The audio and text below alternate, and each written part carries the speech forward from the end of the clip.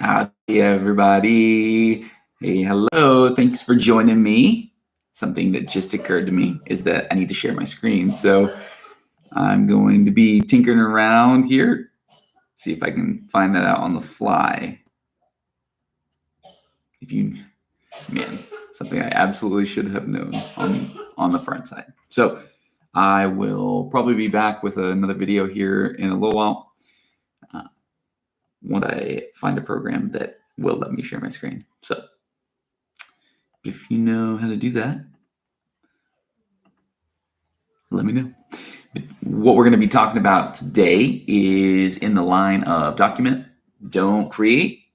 I had a client reach out and ask to take a look at their analysis of a potential Airbnb property in Oklahoma City, and we've had some coaching calls in the past talking about what makes something an advisable Airbnb.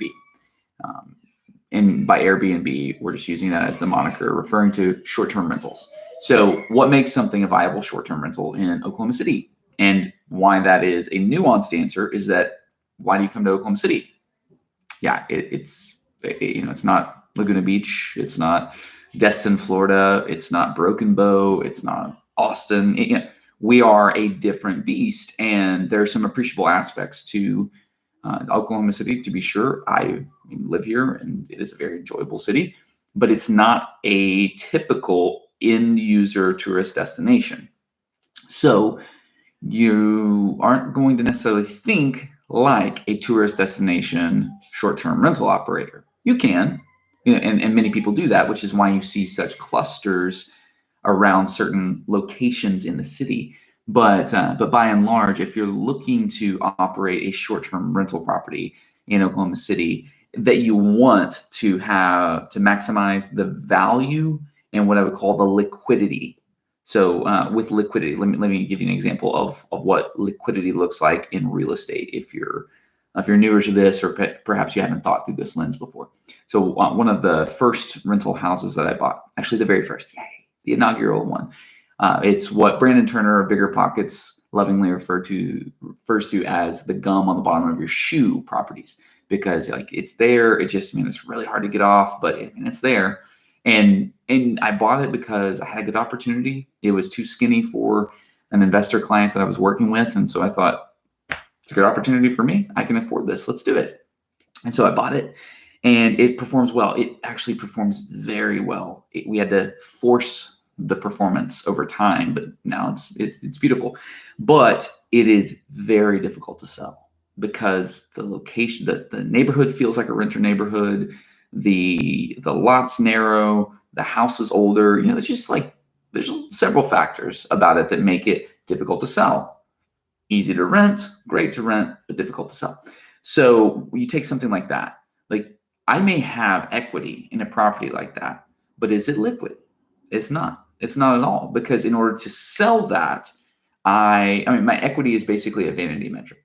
The equity, if we're being very honest, is probably less than the bank will say it is, because the bank's going to send an appraiser. They're going to look around, and they're going to say, this is what the market should pay. And then the market's going to walk around, and they're going to say, it's a renter neighborhood. I don't feel safe here, and blah, blah, blah. Then the market's going to say a lot of different things. And I know, because I've tried to sell this house for the market value, and it's flopped a couple times, and then we put it right back on the rental market. We tenant it, and it performs like a beast. So anyways, all that to say, you've got certain houses that are great rentals, but not great to sell, because people don't necessarily want to live there who are qualified active buyers.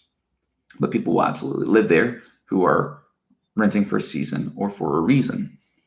Now, those houses and apartment complexes, they are illiquid. Apartment complexes are illiquid because while they are fantastic because of the debt you can put on them, the operational side of it allows for some efficiencies at certain sides that is beautiful, and it is possible to run them like businesses, which is a beautiful thing. But the process of selling an apartment complex may take 90 days, 180 days, a year and a half in some cases, depends on the market, depends on a lot of factors. But because your end user buyer is only always a business, and I'm thinking 50 to 300 unit apartment complexes. It's only a business user. It means that you are subject to what the business user client base is thinking, doing, or feeling at the time.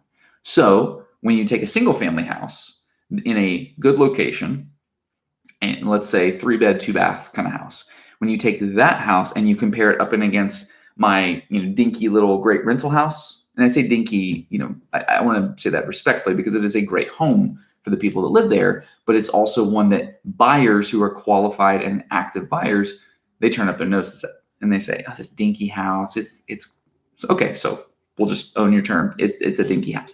So that dinky house is not something that you can say, "All right, let's get rid of and get the full value in a quick way." But I could cut the price and sell it to an investor, and there are a lot of investors looking to buy gum on the bottom of your shoe houses, mainly from California, mainly because they see the price per door and they go, "Oh my gosh, this is amazing." And they don't really care about the other factors. The 50, 100, 150 unit apartment complex, similar, except a much smaller buyer pool. You are subject to the people financially qualified and experienced enough to own and operate, or to have a plan in place to own and operate that apartment complex, which is a much smaller group of buyers than the people looking to buy a $75,000 house that rents for $900 a month. If you are looking at Oklahoma City and you're saying, "Hey, we want to look with eyes wide open and say what's going to perform well as a short-term rental in Oklahoma City," I think the nice thing about it is if you're going to call a spade and say that we don't have a ton of predictable tourism, but we have a lot of people coming in and out for other reasons, and you're willing to do the work to learn what those reasons are and to find well-located houses that service those reasons, the happy accident or the happy side benefit is that those homes, there's a disproportionate amount of 3-bed, 2-baths, 4-bed, 3-baths, 2-bed, 2-baths. There's a lot of homes in those bubbles or in those little access pathways that are going to be excellent or pretty good in the meantime as a short term. And then if something happened and current zoning and regulations and the market favorability changed and we needed to go long-term rental, they can probably perform as a long-term rental. And then because they're 3-bed, 2-baths, 3-bed, 2.5 baths, 2-bed, 2 baths, because they are the most palatable type of real estate, then you also have the highest desirability and you have the broadest group of people who are qualified and desirous to buy that. So, up and against the house that's in a location that people don't really want, or up and against the apartment complex that operationally is fantastic, but you're going to be subject to what the business community who are qualified and competent to buy, you're going to be subject to what they're wanting to do at the time. And then it's going to take longer. So you see like these bread and butter houses, the houses that are always in demand for first time and second time home buyers. Those are the ones that I would call the most liquid. Your equity is trapped in a house and you're going to have to pay some of that equity. You're probably going to pay some of that equity towards having a real estate professional sell it. And you're going to have all these different costs, but most homes in the areas that I'm talking about that are conforming homes, they're not on dinky lots, they're on normal sized lots, they're not on some main road, homes that are quality houses, you could probably snap your finger, call a real estate pro and say, "Hey, I want to sell my house." And within 40 days, we'll have your house sold. Like you're out of it, someone else is in it. 40 days, less in some circumstances, more in some circumstances, but like 40 days. And if you needed it to be gone in a pinch, we could drop the price. And so we could get rid of your house in 5 days at a price.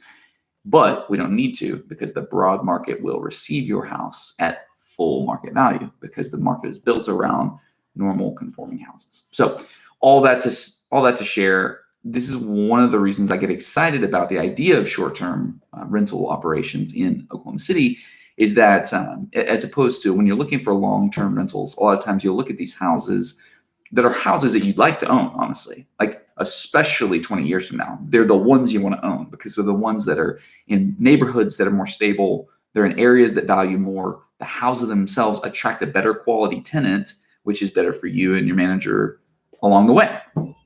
But $200,000 house only rents for $1,300. It's hard to make that work.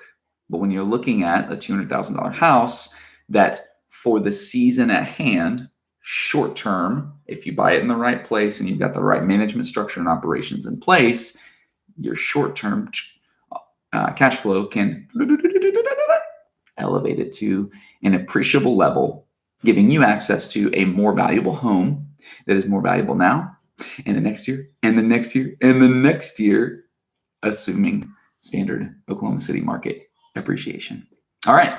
Without my ability to flip my screen around and show you the spreadsheet and the calculator and all that stuff, this is the end of where I can go here. But I hope this was useful, and I will upload the full video of the analysis on the channel. While you're here, do me a solid and please subscribe and hit that little bell icon so that when I do things like this in the future and I know how to flip my screen, you'll see them and we'll all learn together and earn together. And we'll do a great thing in real estate by waving the flag of integrity and skills. Thank you very much for your time today. My name is Will Frazier with Craftsman Real Estate Services, and it's a pleasure to serve in Oklahoma City and coming soon to Salt Lake City. See ya.